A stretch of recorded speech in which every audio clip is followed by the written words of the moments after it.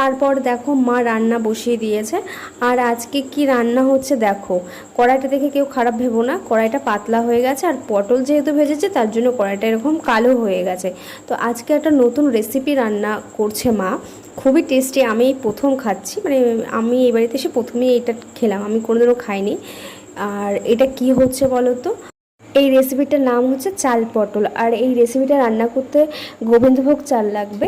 তো এই রেসিপিটা তোমরা যদি জানতে চাও তাহলে কমেন্টে জানিও, আমি তাহলে এই ভিডিওটা কোনো একদিন দিয়ে দেবো তোমাদের। আর কী কী রান্না হচ্ছে তোমাদের পরে দেখাবো, ততক্ষণে চলো স্নানটা সেরে ফেলি।